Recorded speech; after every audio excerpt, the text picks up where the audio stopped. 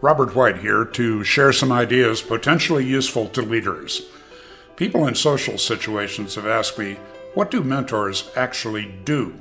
And my response is, I am an interruption. I interrupt patterns and communicate insight into attitudes, habits, and behaviors. You can learn more at therobertwhite.com. Hopefully this brief talk will be a valuable interruption for you. Hello, Robert White here, and pardon the interruption. You know, I have a circle of friends just like you do, and they're determined by a lot of common values, a lot of common interest, and of course personal development, professional development are a big part of my friend circle.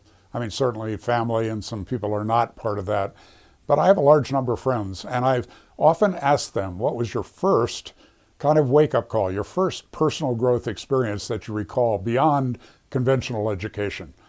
You know, I had two, and I don't talk about them very much. The first one, unfortunately, was divorce. I got married at 19, in many ways a huge mistake. Both of us were too young and immature to be married. But some good things came out of it, including 3 wonderful sons, now adults, now doing their own lives and doing well, and also a great relationship with Jerry, my first wife. But divorce is still divorce. We were in Wisconsin, and at that time, to get a divorce, you actually had to go to court, and somebody had to be wrong. So neither of us were wrong. We were wrong for each other, perhaps, and wrong for marriage at that age. But we agreed that we both needed to separate and go our separate ways. So we actually tried having one attorney and found out you can't do that. But one of us had to be the bad person, and it was decided I would be the bad person. And it's like a little Chinese no play where you get witnesses to testify on how bad I am, and then hopefully you get a divorce and not the kind of hell of a legal separation. So I'm the bad guy, and I'm sitting there in my little J.C. Penney suit and tie, and a little bit nervous and kind of intimidated by being in court for the first time. And the witnesses get up and they testify to what a bad person I was.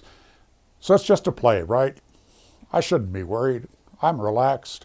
And suddenly I realize that these people were telling the truth about me. I was really hearing how I showed up with other people, and particularly how I showed up with my soon-to-be ex-wife in the presence of others. It was sobering. And after that event, I walked out of the courtroom, and at that time they were doing construction in Milwaukee, Wisconsin, and one side of the courthouse was closed off and taped off. And somehow I walked through all of that tape and walked out the door that was closed onto a frozen mound of earth from the construction project. And I know it sounds a little dramatic, but this is how it happened. In my suit, my tie, and my wingtips, I climbed that mountain of earth. I looked out over Lake Michigan, and I said aloud, I don't know what the future holds for me, but I want the next 5 years of my life to be better than the last 5 years. It was the beginning of a process of learning and growth.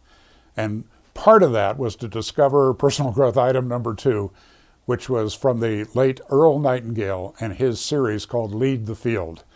This series of 12, 15-minute programs played a really important part in having my life become structured in a more productive and positive way. And one of them happened to be about honesty.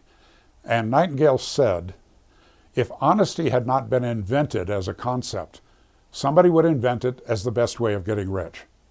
And for me, where I'm living kind of in this gray area where it was not totally honest, I was not totally open and honest with people, that made a huge difference. What about you? Your learning, your growth. What was that first experience? Are you following it up, adding to it, and continually learning and growing to face the challenges of today and tomorrow? Thanks for being with me, and pardon the interruption. The game for me is relationships, which require connection. So let's connect.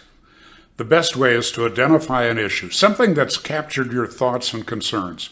And perhaps I could share some useful ideas in a 30-minute confidential chat. You can compare our calendars and book a no-obligation meeting at therobertwhite.com.